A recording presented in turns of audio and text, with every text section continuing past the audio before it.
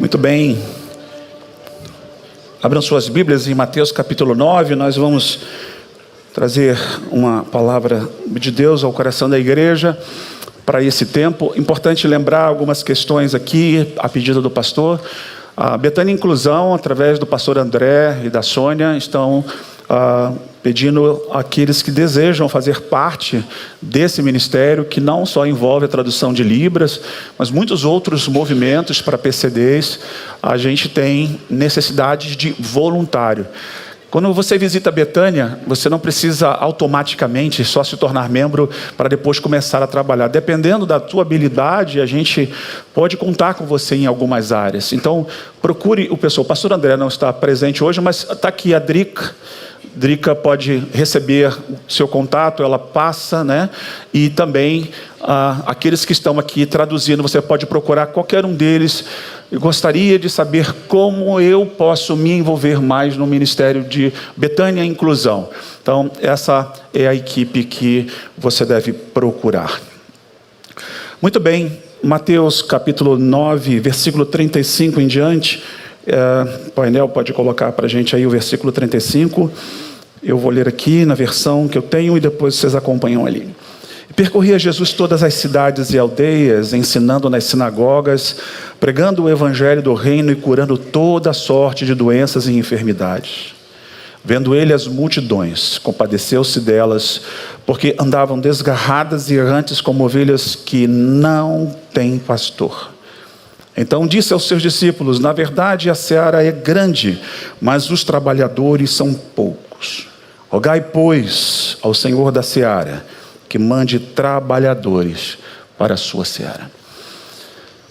Quando nós olhamos para os evangelhos e vemos a natureza daquele que a gente diz seguir, a impressão que a gente deveria ter natural é de que esse DNA do Cristo, do Jesus que veio aqui, serviu e viveu, estivesse em nós. De que esse imperativo da missão da igreja no mundo, de construir processos e projetos que desenvolvam a manifestação do reino de Deus na pregação do evangelho no mundo, demanda de nós muito esforço, muita dedicação. Nós que aprendemos tanto sobre a experiência da fé, não podemos nos acostumar com o fato de apenas receber informação.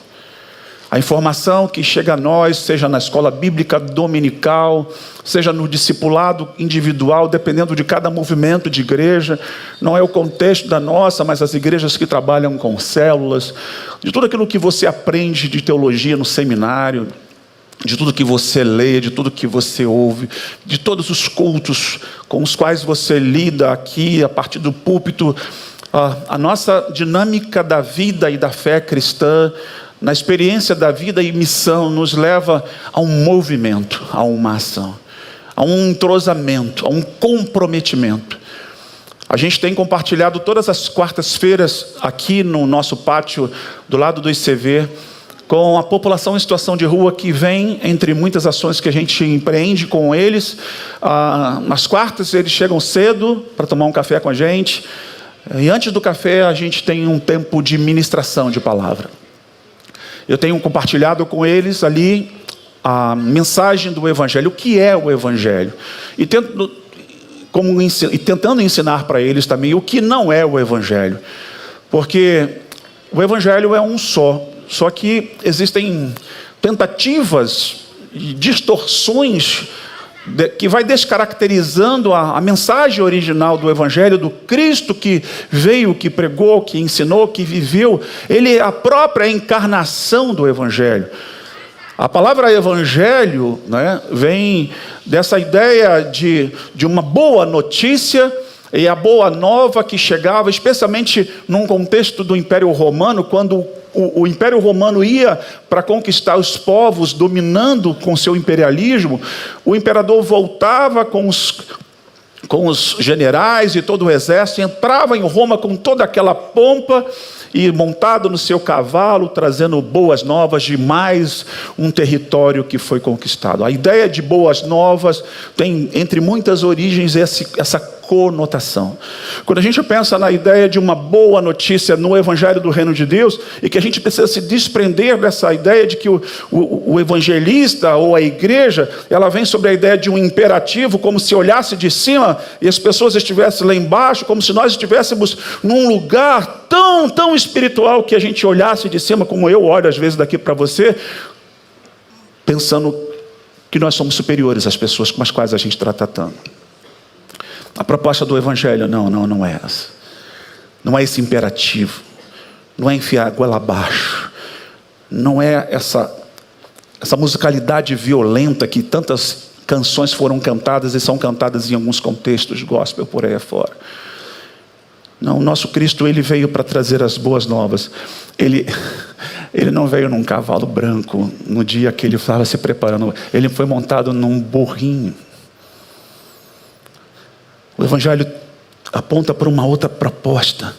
Uma proposta de humildade, de simplicidade. Eu tenho me pego assim, de vez em quando, me examinando. E a gente precisa fazer autoexame toda hora, né? Porque parece que a gente vai vivendo pompa e circunstância o tempo todo. Você vai estar numa igreja dessa, tanta luz, tanto brilho, cheio de equipamentos. Aí você está aqui, você senta num banco confortável como esse. É confortável esse banco, gente? É. Ar-condicionado, nível clima de montanha, né? Às vezes está mais frio aqui do que em Friburgo. Aí você entra, aí senta, aí ouve. Se você não perceber, você já dançou, você se confundiu. Porque isso aqui é uma pequena parte, integrante de todo um processo que emana para a gente uma direção. E falar do Evangelho com aqueles homens e mulheres adictos, eles chegam lá muito doidos. Alguns descaracterizados totalmente na alma, no corpo, no espírito. Você percebe, eita. De vez em quando sai lá.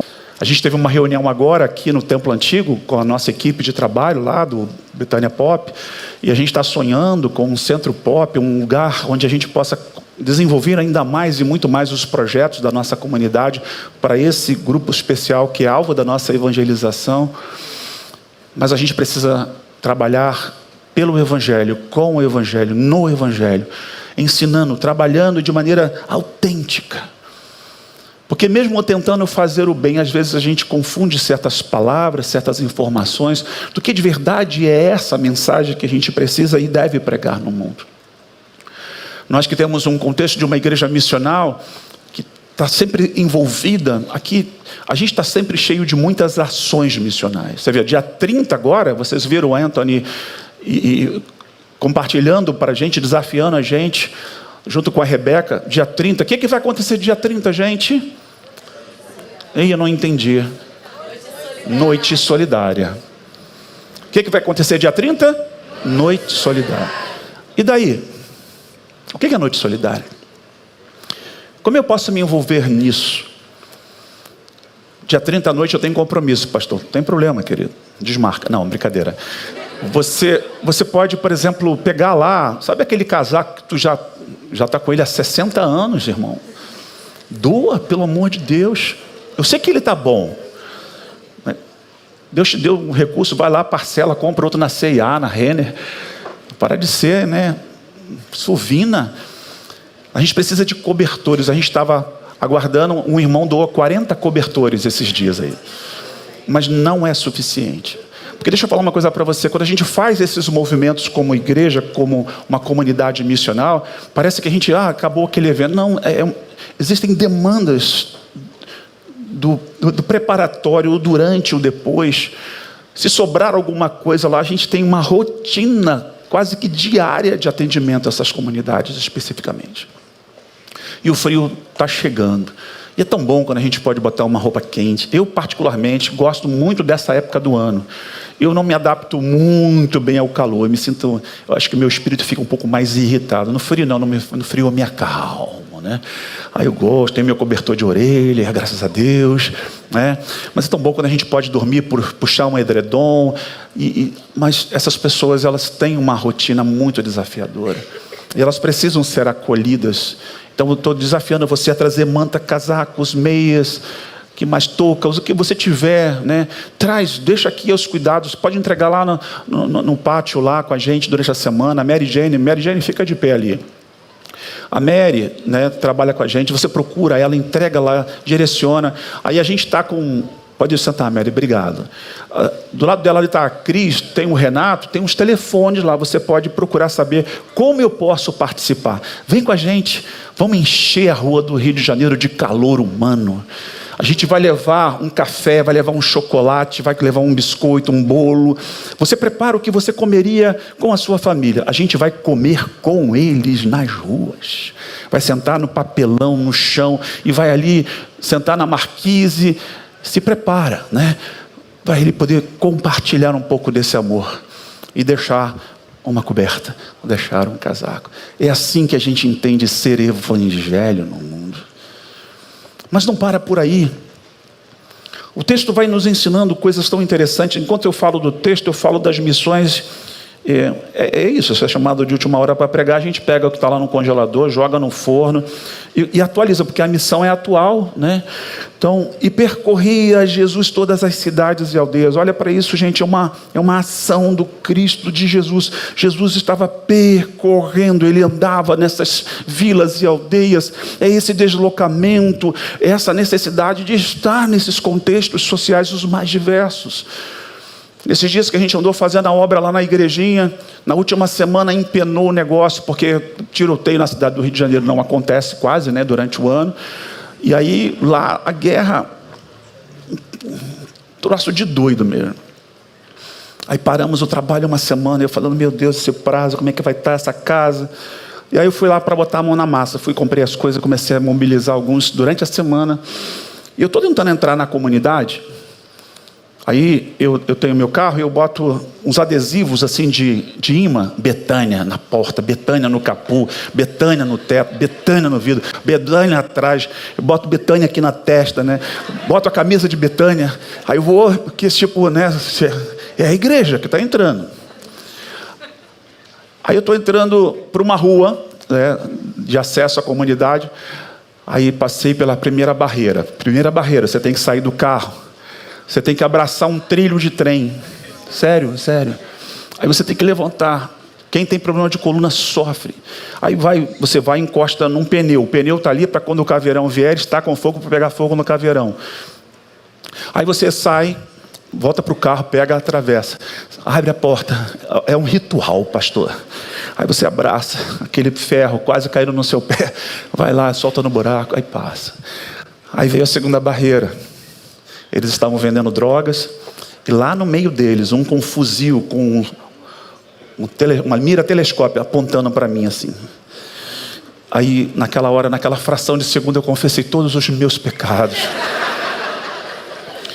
Eu falei, Senhor, hoje é meu último dia, deve ter alguma coisa escondida aqui dentro. Então, aí, sabe assim, a vida foi passando, eu fui pensando na minha mulher, nos meus filhos. Juro para vocês.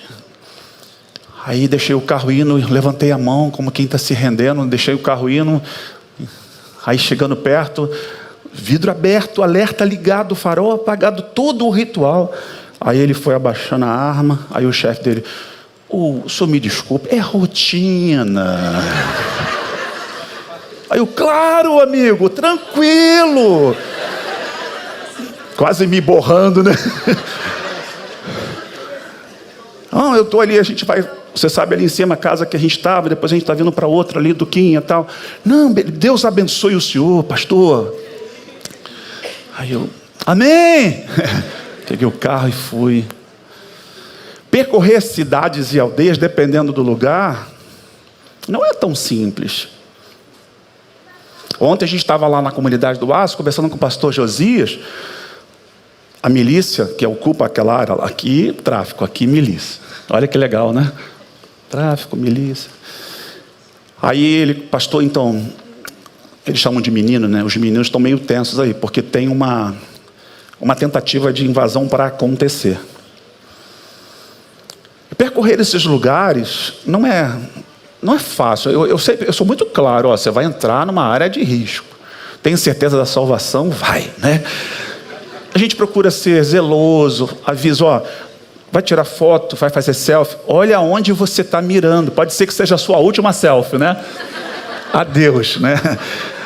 Então, percorrer esses lugares na atual conjuntura envolve muitas coisas, mas é necessário demandas.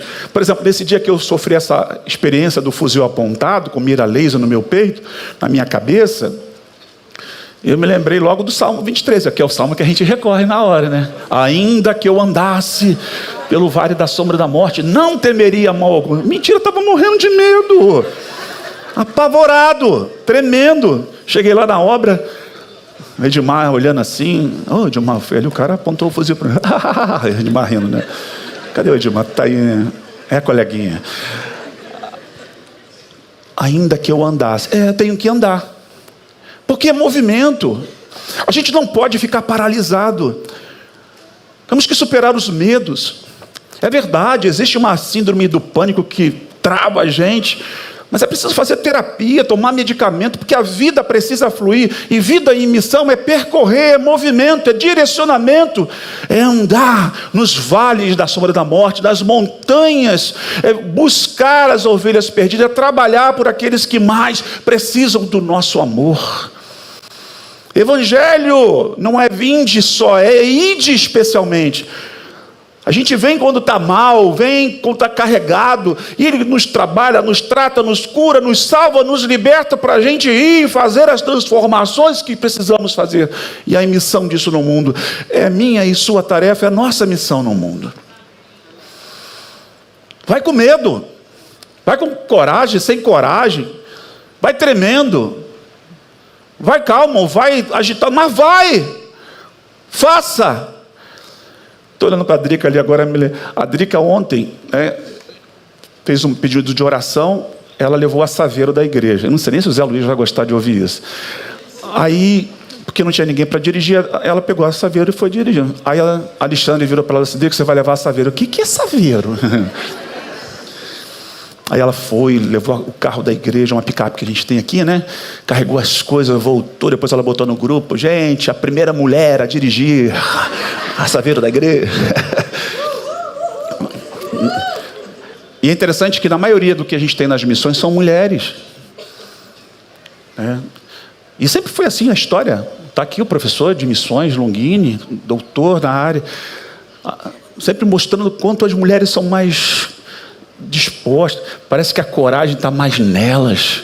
Elas encaram. Lá na igrejinha, vai ver as fotos. Pastora Ana, com a turma lá. Regina, vai vendo. Só nome de mulher. O único homem que às vezes vai lá é o Alex, que é o motorista, vai levar e vai trazer. A gente está precisando de homens que percorram. Homens que se dediquem. Ontem a gente estava com uma turma boa lá de homens servindo, cortando o cabelo, fazendo o trabalho junto com a gente, cuidando da eletricidade. Ai, gente, como é gostoso poder percorrer esse movimento, essa dinâmica da vida. Não é? Eu acho que o toque missionário na vida de uma igreja nos leva e nos impulsiona. Então, se você está entrando em Betânia, você quer viver a Betânia, vem, porque tem muita missão para a gente fazer. Muitas demandas de lugares mal explorados, alguns já percorridos, mas que precisamos avançar no entendimento. A gente está fazendo uma pesquisa inteligente lá na igrejinha, que vai se tornar o marco das nossas casas betânias, como um modelo de princípios. A gente está fazendo um marco zero. Essa semana a gente pensou em várias perguntas, narrando, pensando como a gente pode trazer o Moody para perto, como a gente pode trazer a visão mundial, como a gente pode trazer você, betanense, recursos, gente habilidosas, pessoas para trabalhar, para percorrer, para transformar. Porque, irmãos, é uma luta enorme que nós temos que enfrentar, de uma cultura muito difícil de quebrar paradigmas e sintomas sociais, que nós que não moramos em comunidade, aqui presente, não precisa ser profeta para saber, temos membros da igreja que trabalham e vivem em comunidade. Mas para nós que vivemos fora da comunidade, muitas vezes queremos chegar lá e levar os nossos pacotes. Fazer para não é o ideal, é fazer com. Por isso a pergunta, por isso a pesquisa, por isso o saber. a ciência, a descoberta. Conversávamos ontem, então, lá na comunidade do Aço. O Alexandre conseguiu levar a Fundação Leão 13, que emitiu vários documentos importantes. Documentos esses que, as pessoas perdem seus documentos, elas são roubadas. Algumas jovens de 21 anos analfabetos. Tinha um rapaz lá com um cordão de ouro, um bigode dourado. Ele estava com uma roupa todo musculoso. Ela pediu para ele assinar o nome. E ele disse: assina para mim aqui. 21 anos. Não é nem um analfabeto funcional, que pelo menos sabe escrever mal o seu nome. E essa coordenadora que se colocou à disposição, falou: eu quero visitar essa igreja é diferente, hein? Ela ficou encantada com o que nós estávamos fazendo lá. Ela falou: pastor, eu não sou uma pessoa que professo fé nenhuma. Mas a gente estava ali entendendo com ela como esses seres humanos estão mergulhados dentro de um lugar que a gente percorre num poço profundo, e como trazer essa gente lá de baixo e buscá-las e transformar socialmente, espiritualmente, fisicamente as realidades das quais elas estão inseridas. Aí ela falou assim: eu trabalho aqui há 30 anos nessa região. Eu sou chefe de área aqui. Esses meninos aqui, pastor, muitos deles, levava na minha casa quando professora fui. Eu preparava bolo, fazia ali um suco, comprava um guaraná. A gente, para além da sala de aula, tinha um entrosamento com eles. Um ambiente familiar de regiões de comunidade. Ela falou assim: pastor, 100 deles. E eu sei os seus nomes, onde eles moravam. Desses 100, hoje só sobraram 18. Todos os outros morreram em tiroteios. 82%, portanto, dessa turma foi embora. Como é difícil percorrer cidades e aldeias e fazer transformações sociais profundas.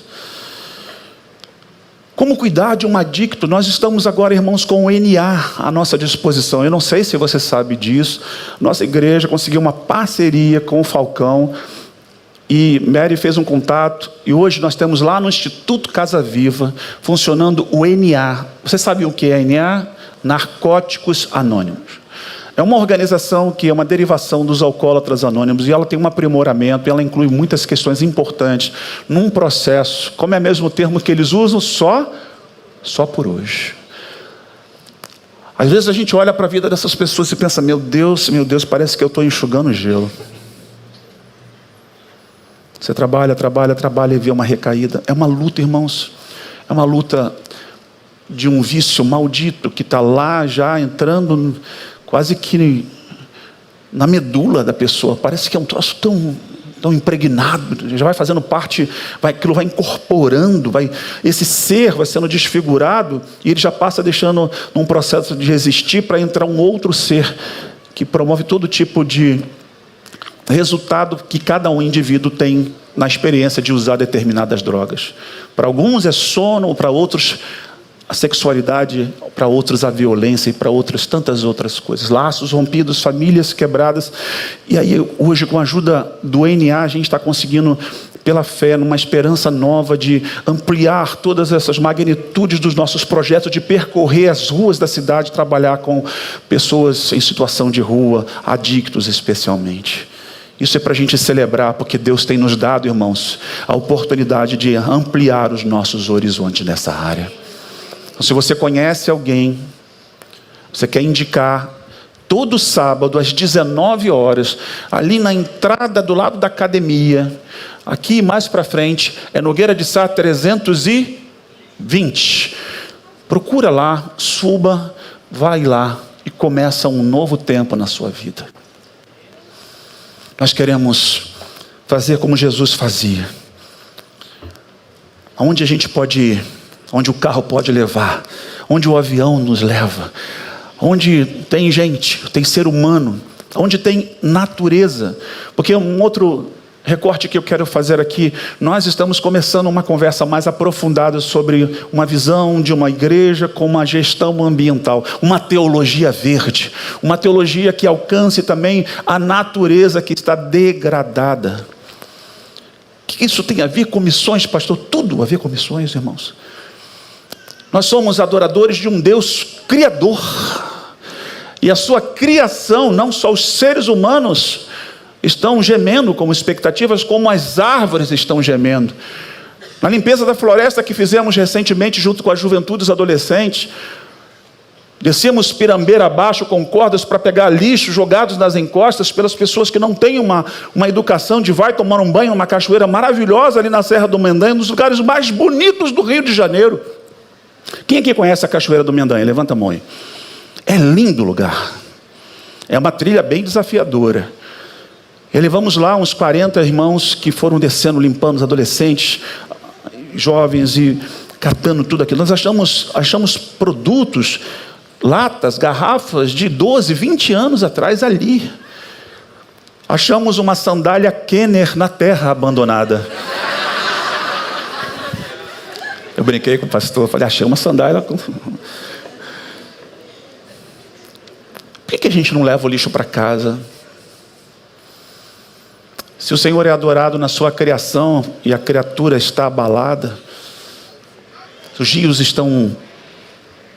O rio de Deus é um rio puro, mas os nossos rios estão contaminados.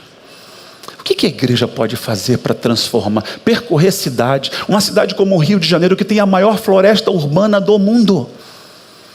O que eu e você temos a ver com isso? Com o plantio de árvores, nos envolvermos com projetos sociais. Esses dias eu liguei para a Tatiana, a gestora do Casa Viva, conversamos um pouco sobre esse óleo que a gente, eu não, né? Que no passado jogávamos na pia, não se faz isso. O meio ambiente sofre.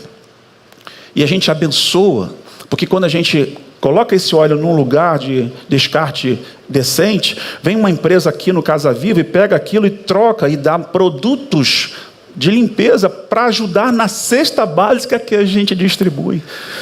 Gente, nós precisamos viver um ciclo de olhar a integralidade da nossa existência como missão no mundo. Pensando em termos de planeta, não tem jogar lixo fora. Fora onde, camarada? Fora aonde? Os países ricos entulham contêineres e procuram países pobres, entram lá nos corruptos e eles deixam descartar aquele lixo. Haiti mesmo, quanto lixo dos Estados Unidos não é depositado ali? Então nós precisamos entender que a nossa missão, ela perpassa essa experiência de alcançar a alma do ser, o corpo desse homem e dessa mulher que precisa de cuidado, de remédio, da sua psique que precisa de tratamento emocional, com os psicólogos, os psicanalistas, todos os terapeutas da igreja, na questão da espiritualidade, de pregar o evangelho, apontar Jesus como o único e suficiente caminho, mas também de pensar que esse ambiente do qual ele está inserido precisa dessa restauração da presença de uma igreja viva no mundo, porque uma igreja viva, ela não só promove a salvação, a fé integral de um ser humano, mas de toda a humanidade. E o meio ambiente é um lugar onde nós fazemos parte, nós estamos integrados dele. Quando ele vai pregando o evangelho, diz o texto, ele ensinava nas sinagogas e pregava o evangelho do reino. Ele estava ensinando o que é o reino de Deus, esse reino de justiça, esse reino que é um reino, conforme Lucas diz, um reino invisível. Ei-lo ali, ei-lo aqui, ei-lo lá. Não. Jesus disse que o reino de Deus está dentro de vós. Não é um reino de aparência. Portanto, a nossa preocupação em que a gente se desvie no processo e achar que é esse templo aqui que é o reino de Deus. Isso aqui é um lugar, um espaço confortável, graças a Deus, de adoração, onde você é muito bem-vindo, onde nós gostamos de estar. Mas a vida não pode parar aqui. O reino de Deus precisa ser manifestado onde há injustiça. É para lá que os meus esforços devem ser empreendidos. Jesus disse também em Mateus capítulo 5, Bem-aventurados sois vós que tens fome e sede de justiça. Quando eu tenho fome e sede de justiça, eu não me contento. Eu não posso passar incólume sobre uma situação e ver um ser no caminho que precisa de transformação. A minha sensibilidade fica apurada, aguçada. E é isso que Jesus vai dizer logo à frente, quando Mateus diz o versículo 36. Vendo ele as multidões, ele compadeceu-se delas. Ele sofreu com elas. Ele viu a dor dessas pessoas. A gente precisa enxergar. Nos permitirmos viver uma espécie de trocar essa pele que está tão insensível, que não percebe o toque divino, para além desses arrepios que a gente sente no culto, com um louvor que nos leva e nos arrebata, que é uma bênção e é maravilhoso, mas é tão bom poder ver os nossos ministros de louvores nas missões. O Romão é missionário, está sempre com a gente. Isso é exemplo, e a gente vai movimentando a igreja pelo exemplo. É lá no fronte, com sede e fome de justiça, não nos contentando com uma pesquisa que vai, por exemplo, lá na comunidade do Aço ontem, essa coordenadora falava assim: pastor, outra coisa que tem aqui tem a 4ª geração de pedintes. A bisavó era pedinte, a avó pedinte, a mãe é pedinte e a filha é pedinte.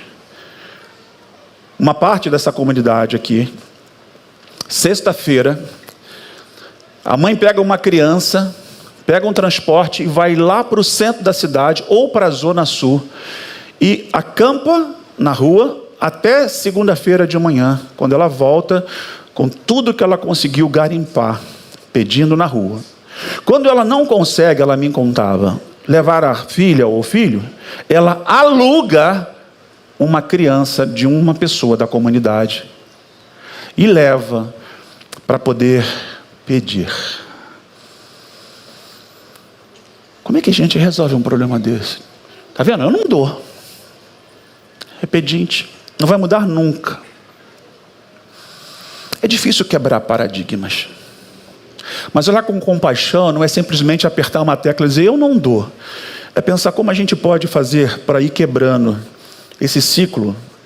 E eu não acredito em maldição hereditária, mas eu acredito que a gente vai dando herança para os nossos na educação mal dada ou não dada, e que a gente pode, quem sabe, pegar essa nova geração aqui e com sabedoria, com entendimento, com compaixão, olhar para dentro dessa necessidade e perceber que possibilidades eu tenho de ir quebrando esse ciclo para que isso nunca mais aconteça. Esse é meu alvo, é meu sonho como pastor e líder de um projeto como esse. Dar respostas às perguntas da minha sociedade, da minha comunidade. Jesus olhou para a cidade, para as aldeias, para as pessoas, ele viu uma multidão, mas Jesus não olha para a multidão e vê como eu vejo aqui, uma porção de gente. Eu tento às vezes focar no olho de um, vi ali fulano, conheço aquele ali, o ali, aí eu vou pescando, a minha mente havia o Márcio, outros que eu não sei o nome. Mais do que aqueles que Jesus olha para a multidão e ele vê indivíduos. E a gente precisa trabalhar com uma missão que a gente não veja multidões. A gente precisa olhar para seres humanos com suas particularidades, que tem a sua identidade, que tem a sua história, tem as suas possibilidades, tem as suas carências.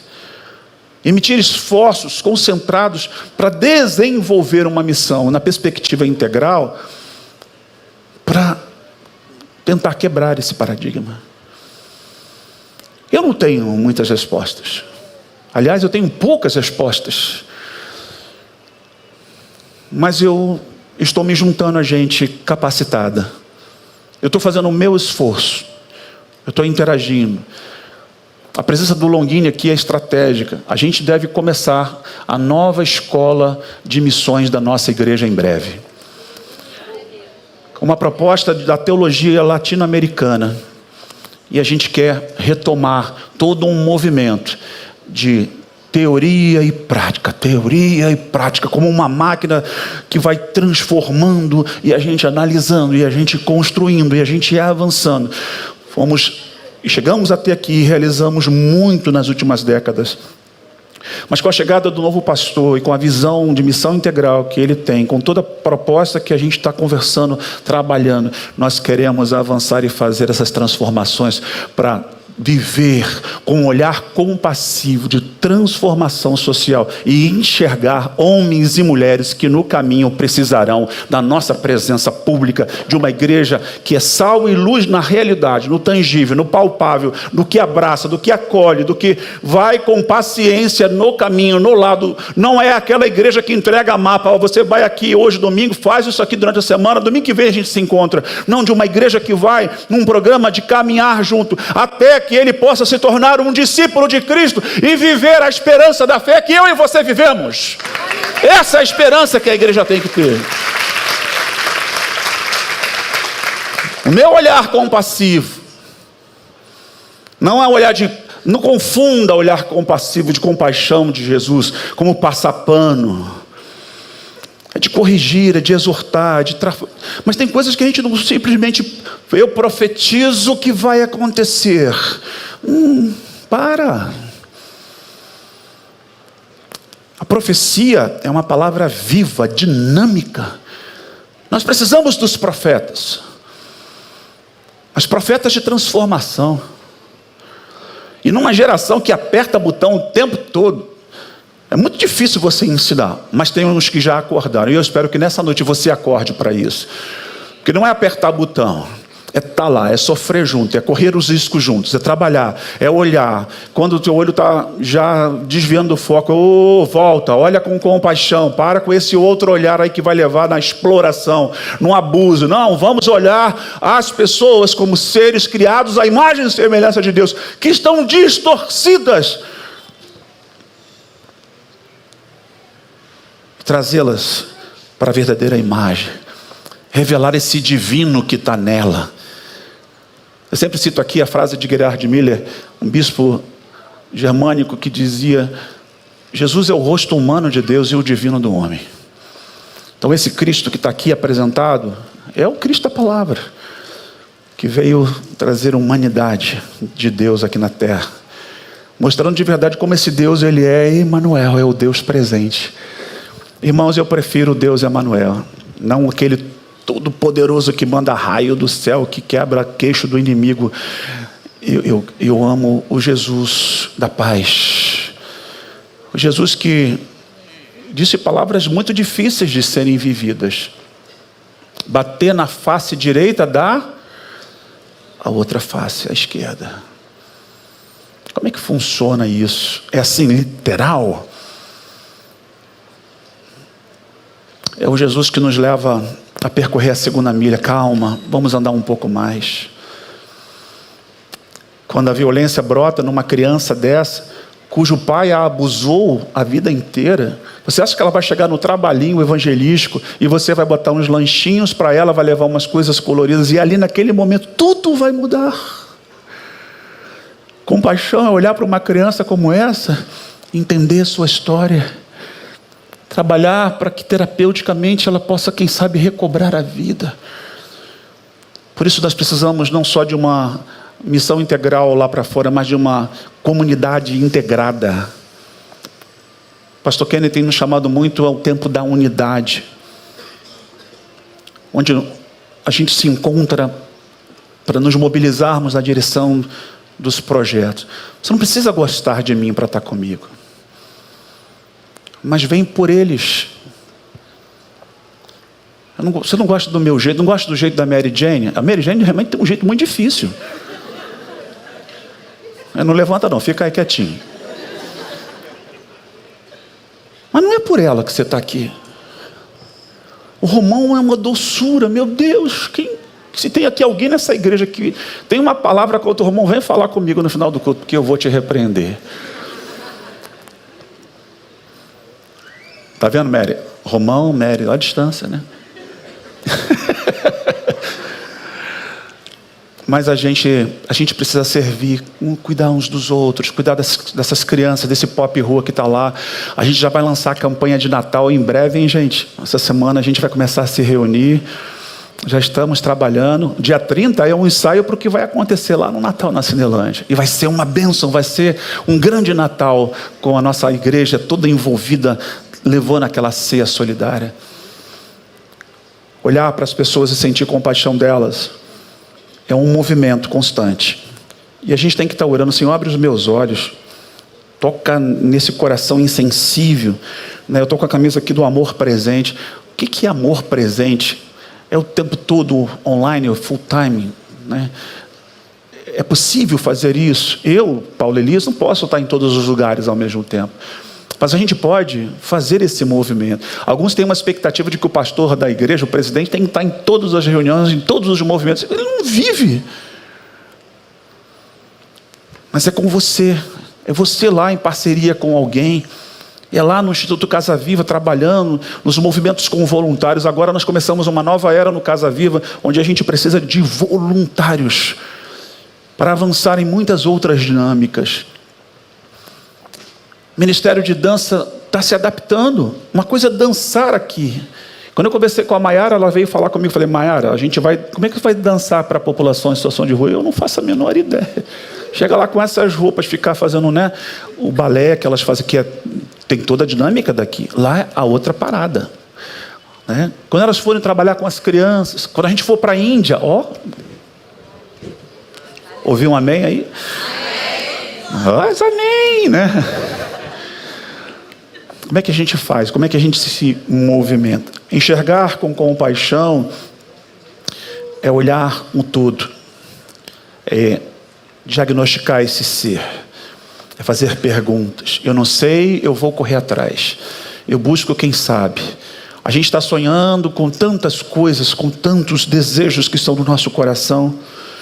E ele diz assim um texto, vendo ele as multidões, compadeceu-se delas porque andavam desgarradas e errantes como ovelhas que não têm pastor.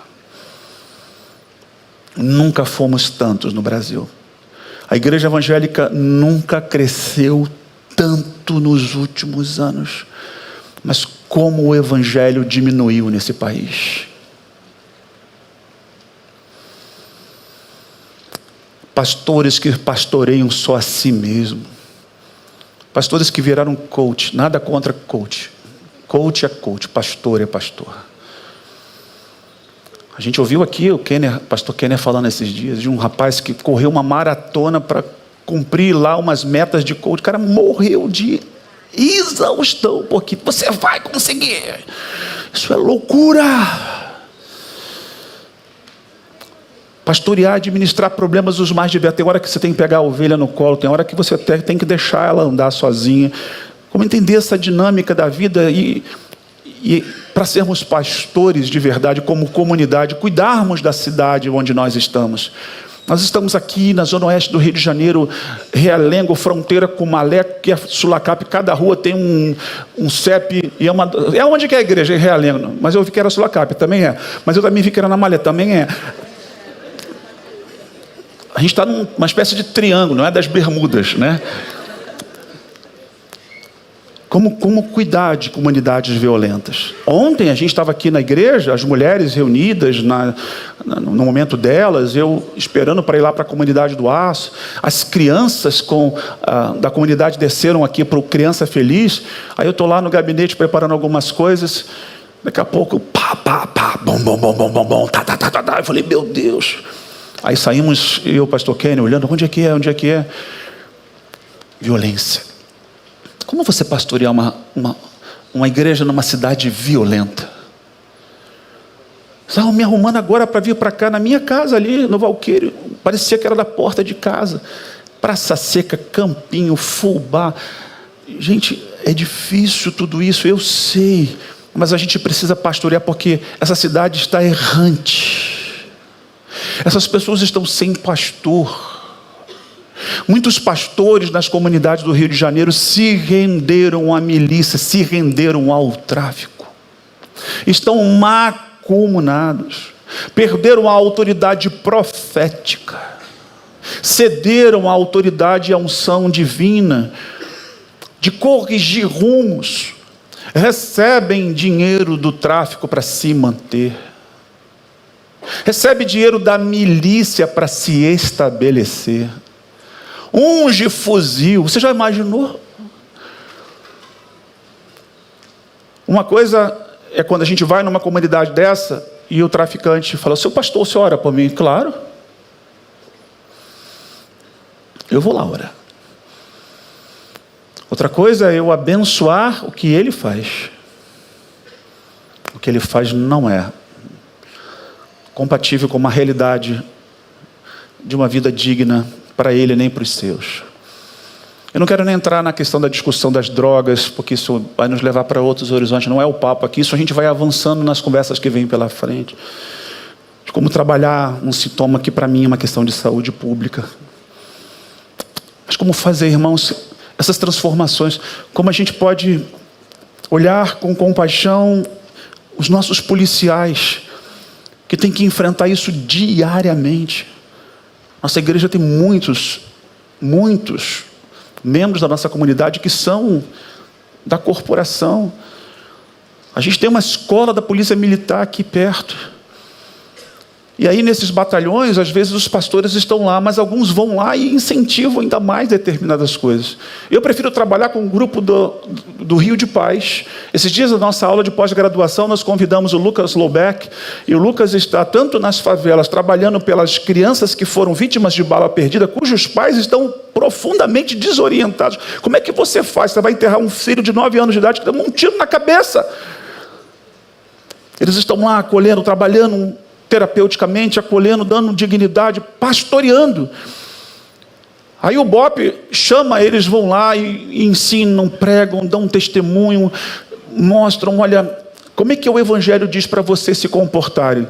Aí vão lá em João, e João diz, quando um grupo de policiais romanos vieram até ele, no meio do deserto, para se batizarem, como aqueles homens tão violentos, tão chafurdados de marcas de sangue, pela determinação do império, porque eles são orientados a fazer esse movimento. Não diferente das polícias, cujos governos criam uma organização que deveriam proteger, servir, para muitas vezes entrar em situações das quais eles não precisavam, mas tudo em nome de uma política que não faz transformação social. Um Estado que deveria entrar numa comunidade como no Complexo do Chapadão, com uma saúde digna, com uma educação decente, com cultura. Até propõe algumas coisas, mas muitas vezes pífia, limitada, cheia de impossibilidade. Aí quando o Estado entra com um caveirão. Gente, isso não vai resolver o nosso problema. Esses dias conversava com um pastor. Esse movimento das armas aí que rolou nas últimas políticas do Brasil, um determinado pastor numa cidade aqui no Rio de Janeiro, falando, tem que matar mesmo, tem que acabar com essa turma, para ver se resolve esse negócio, no desespero, numa fé já descontrolada. A gente tem que tomar cuidado, porque se a gente fizer isso, a gente começa a perder a luta. No meio da congregação, um policial, sniper, se levanta e diz, pastor, eu sou sniper, eu já matei 25, não resolve. Esse policial se converteu, ele começou a entender que apesar de ser o seu trabalho, com uma arma de alta potência, de longa distância, poder mirar e acertar, sem perceber a gente vai entrando na cabecinha, porque a gente está entrando. Se você perder a esperança, já era. Deixa a compaixão inundar o seu coração. Respire no pulsar de Deus e olhe e vejam como ovelhas errantes que não têm pastor. Um sistema carcerário que é deteriorante, Quem entra normalmente sai muito pior, difícil. Você acha que a igreja não está lá dentro? Tem culto todo dia. Todo tipo de culto você possa imaginar. Quase todas as religiões estão lá dentro.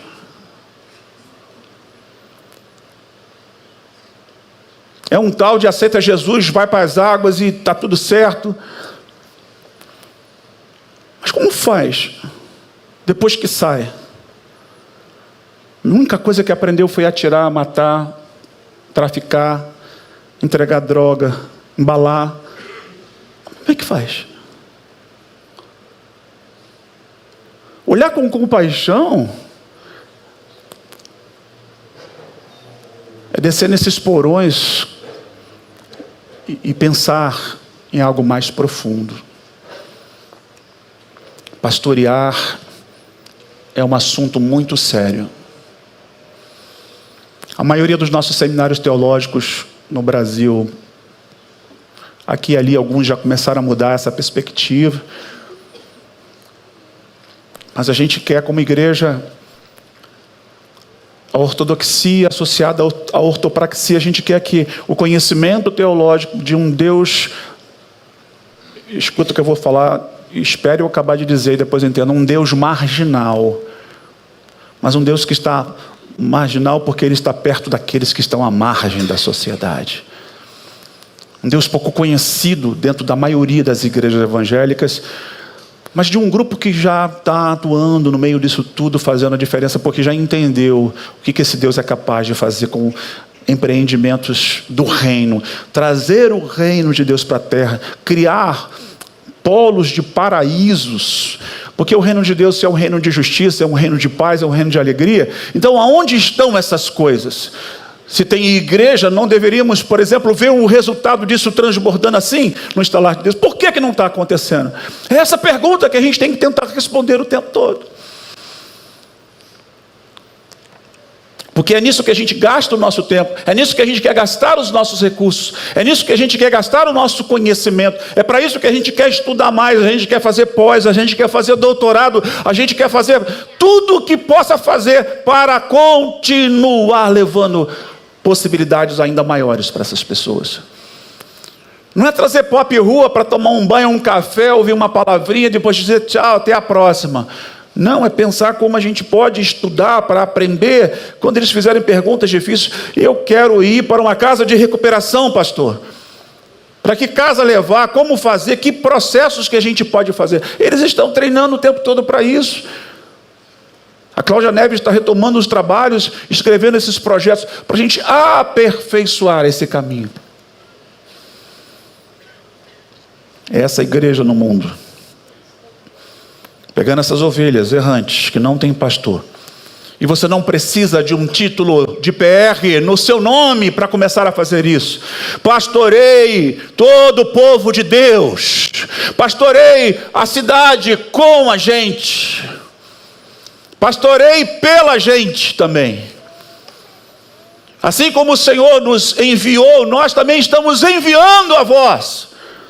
Ide, façam, aprendam, somem, perguntem, entre nos grupos, participe, deixe a vida fazer sentido para você, porque a vida sem missão não há sentido nela. Uma vida sem propósitos no reino de Deus, apenas com a salvação que veio pela graça que me alcançou. Efésios 2:8 diz: pela graça sois salvos. Vamos dizer? Tem aí painel? Isso não vem de vós. É o quê? Dom de Deus. Não vem das obras. Mas e o versículo 10? Porque somos feituras suas, criados em Deus, para... Alguém sabe? Quem sabe fala bem alto. Boas obras. Fui salvo pela graça. Não é pelo que eu faço, é porque Ele fez. Mas se eu sou salvo, eu agora me assemelho àquele que fez em mim, que fez uma boa obra, e eu agora serei um promotor de boas obras. Essa é a plenitude da missão.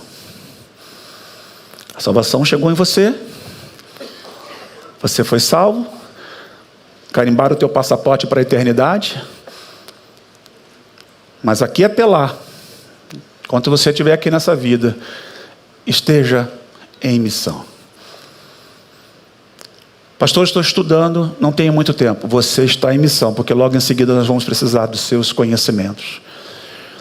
Pastor, eu não tenho muito tempo, eu sou uma pessoa muito ocupada. Eu vou te explicar isso no dia a dia. Vamos caminhar junto. Tem muita coisa para você fazer onde você está. Pastor, eu não tenho muitos recursos. A gente faz aqui movimentos de viúva pobre o tempo todo. A gente tinha uma irmã aqui na igreja, ela não está mais conosco. Ela chegava ali na mesa e ela dava R$5. Cinco.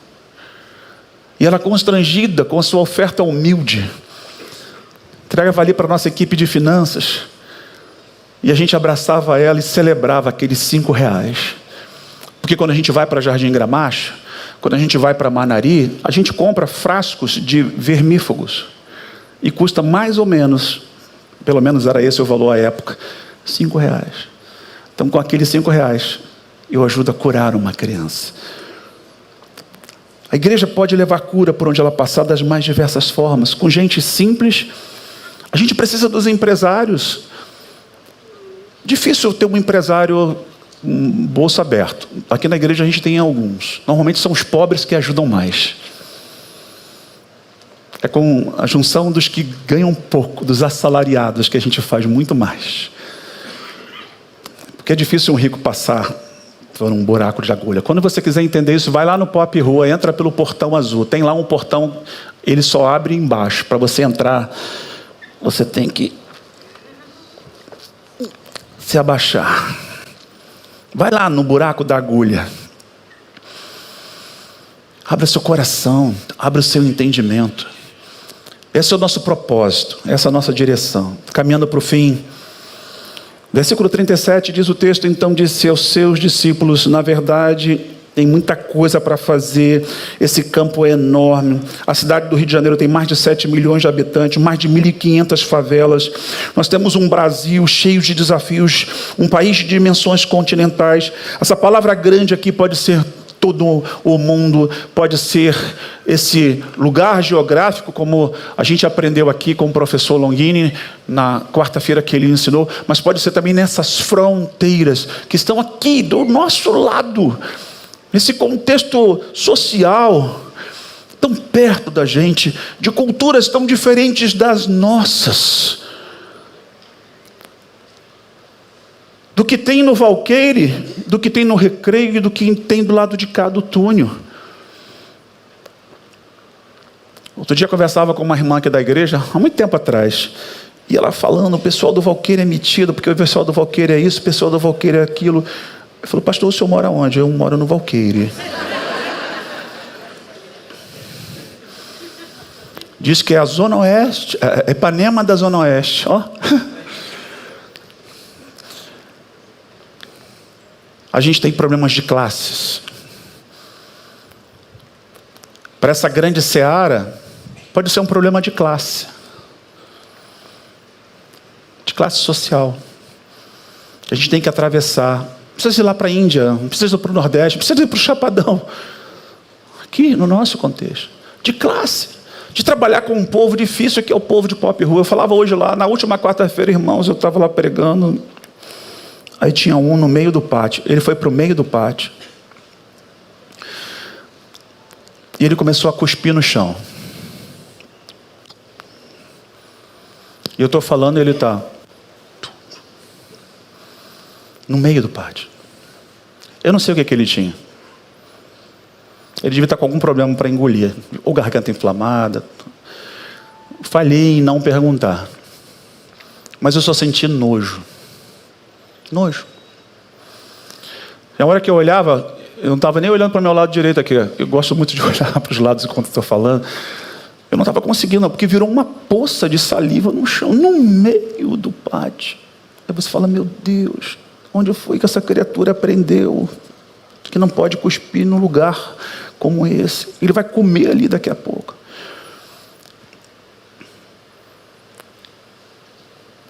Mas quando eu penso nessa grande seara, que eu saio do Valqueire, a Ipanema da Zona Oeste e venho me sentar no pátio para comer com gente que nem sabe aonde cuspir, eu estou indo para um campo missionário profundamente desafiador, que precisa da minha paciência, da orientação do grupo.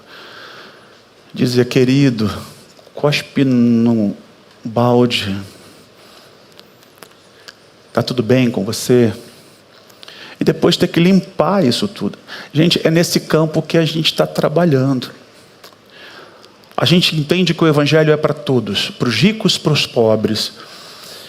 Mas primordialmente, Jesus disse que o Evangelho é pregado aos pobres de uma maneira muito especial, porque eles são prioridades. Todos os outros devem ouvir também, mas é neles que se concentram os maiores desafios de campos e searas, porque em cada grupo tem subgrupo do grupo que pertence ali. A gente está tentando trabalhar com pessoas trans, entre pop e rua, eles são um outro grupo. Pensa no pop e rua que já está lá embaixo na camada do poço. Lembra do poço, do filme da Netflix? Lá embaixo, no 593. Tem uma pessoa trans que está no meio deles, mas que tem outras conotações. Chegar lá é um desafio enorme dessa grande seara. E aí Jesus termina dizendo, e eu termino no versículo 38, orem, rogai, peçam, suplique a Deus que envie trabalhadores para essa seara. Gente que não vem para julgar, gente que vem para acolher, dialogar, conversar, aprender que mundo é esse, que você precisa entender o universo do outro antes de você entrar.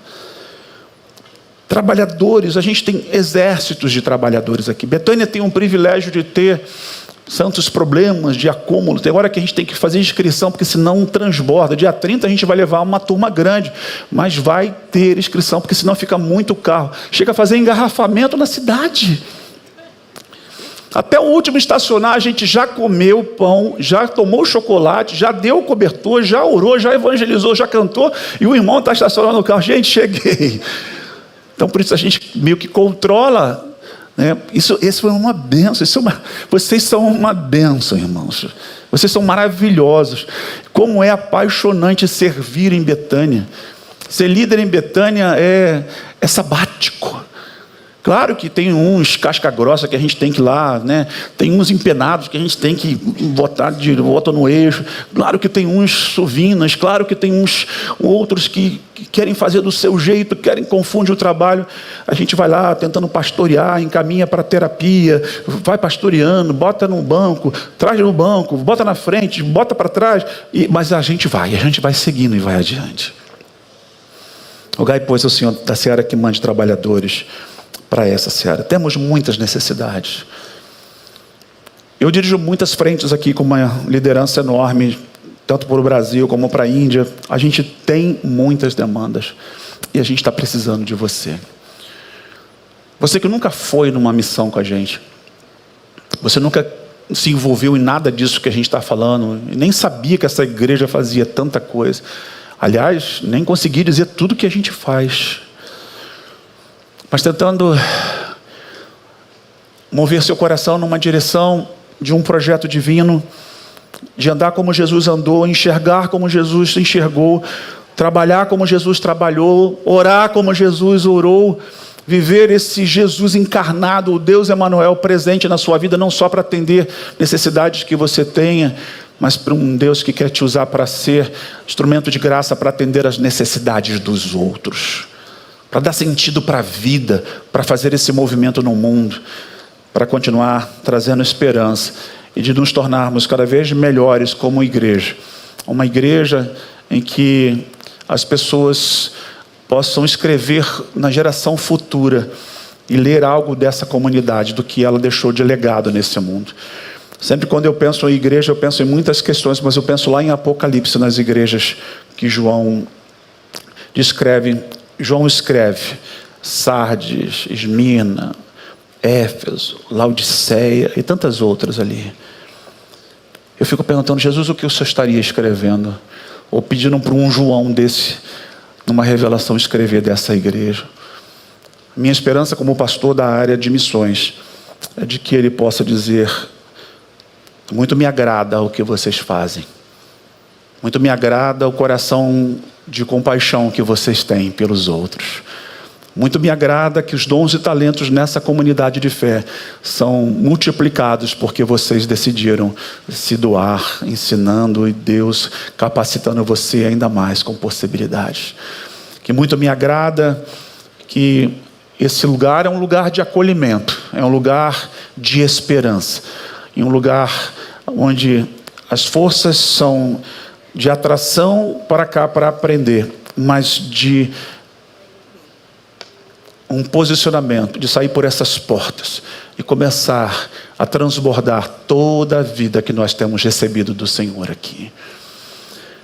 Quarta-feira passada começou uma série de estudos aqui, o pastor Kênia falando sobre Gálatas. Que pancada! Então a gente está sendo remodelado no Espírito, pelo Espírito, com a palavra, e a gente vai pegando essa palavra e levando ela para o mundo. Vocês querem vir com a gente? Vamos todos? Olha aí para o lado, será que ele vai? Será que ela vai? Pergunta não, só olha. Eu sei aqui de uns 300, né? Que já estão. Seus rostos estão em todos os trabalhos. É o mesmo. Está no pop rua, está na casa não sei o quê, vai para lá, ele trabalha aqui, canta aqui em cima e vai para lá e dança. Mas há um lugar para muitos de vocês que ainda não estão. Nós vamos cantar para encerrar. Nosso tempo termina aqui. Eu quero pedir para que você vá ficando de pé no seu lugar.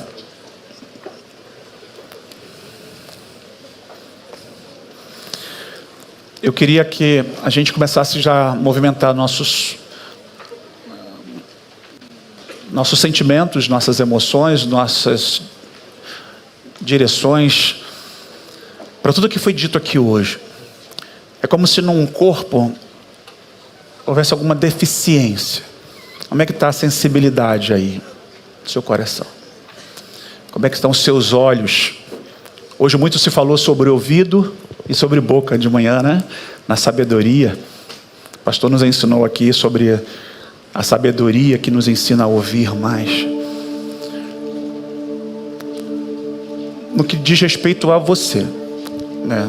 Você ouve sabedoria e você guarda, você aprende, tardio para falar, tardio para irar-se. Mas eu quero te levar a uma outra dimensão do ouvir. Eu queria que você fechasse os seus olhos. Isso não é nenhum exercício de místico, não. Feche os seus olhos e deixe os seus ouvidos abertos. Quais são os sons da cidade que lhe vem à mente agora? Tiros, gritos, caos.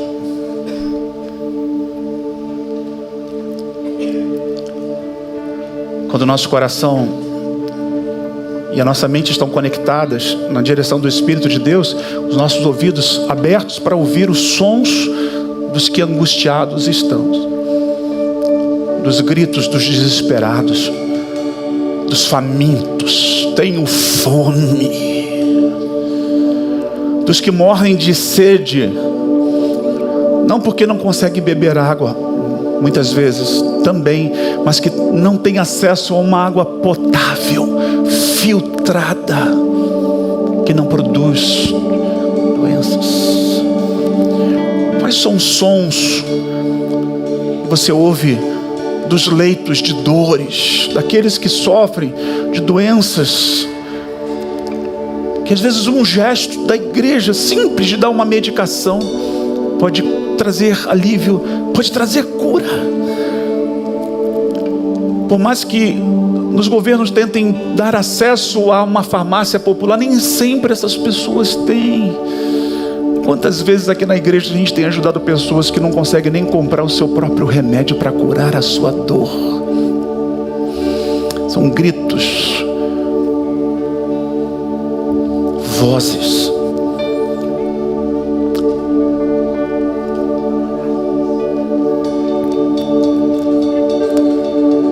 Senhor, abre os meus ouvidos para que eu possa ouvir.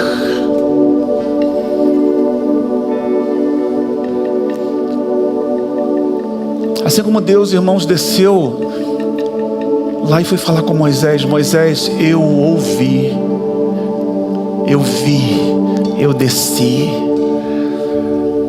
Ouça os sons das famílias desamparadas, desesperadas,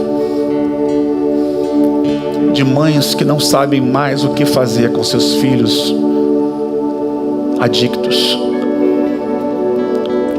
de que você pode ser um portal de esperança, tentando dar novas chances para ela, encaminhando para cá. Como nós precisamos de sensibilidade auditiva para ouvir o pedido dos outros.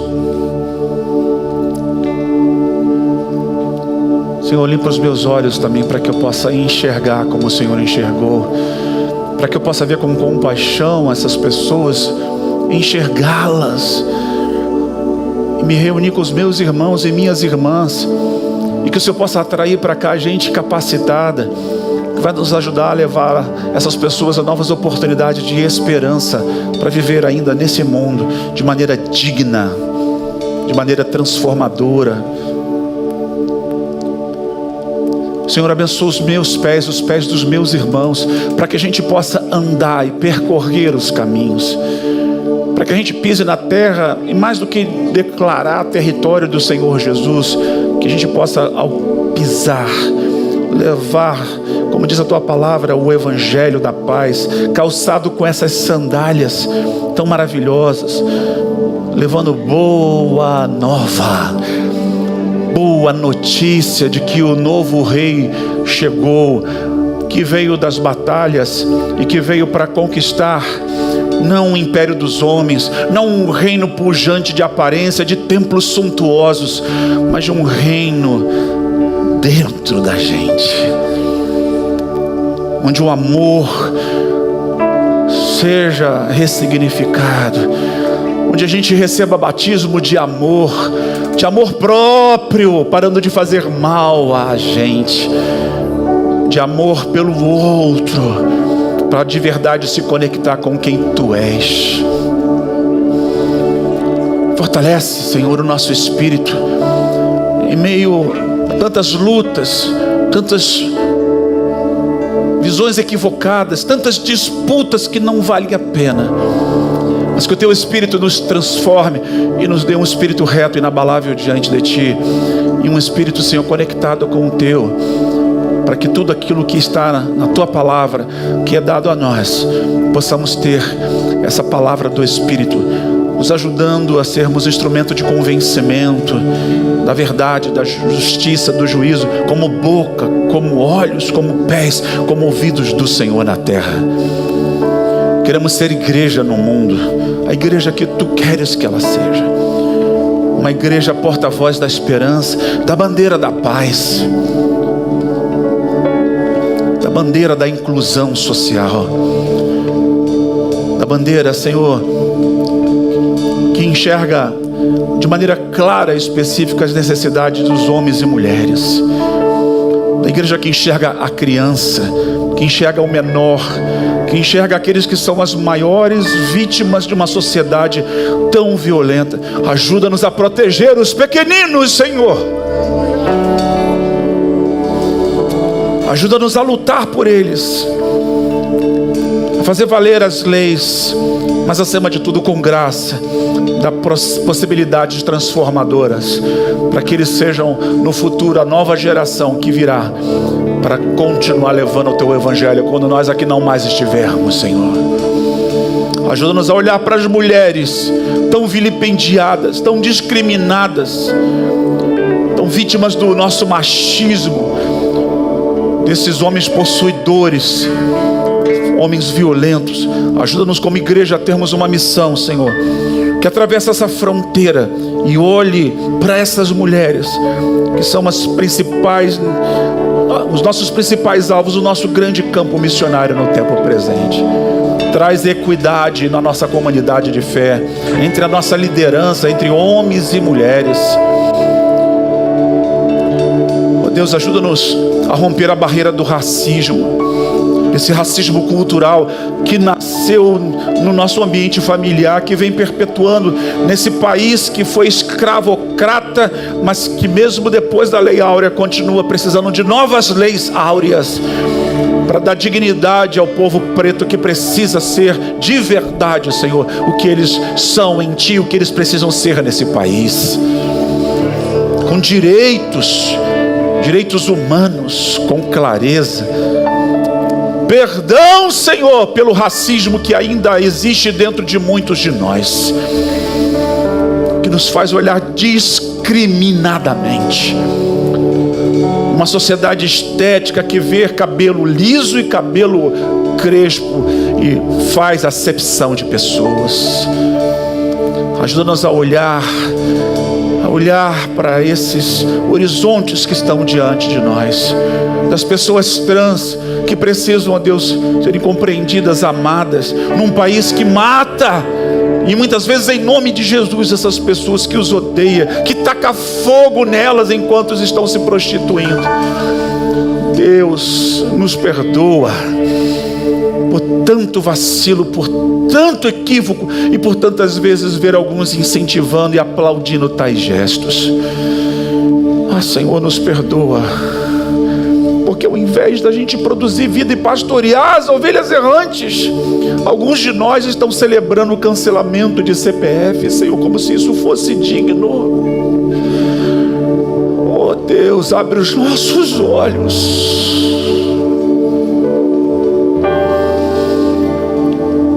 Ajuda-nos, Senhor. Ajuda-nos, Senhor, a ver possibilidades, a começar da Tua igreja. Ajuda-nos, Pai, a ajudar a construir políticas públicas decentes, dignas, humanitárias. Deus, perdoa o que a gente está fazendo com a Tua natureza, Deus. Perdoa o que a gente fez com os rios, com as florestas. Perdoa, Senhor, pelo que a gente está deixando de fazer, porque deixar de fazer também é deixar morrer. Ajuda-nos para que a gente não seja mais omisso em nada disso, e a gente possa ser um lugar,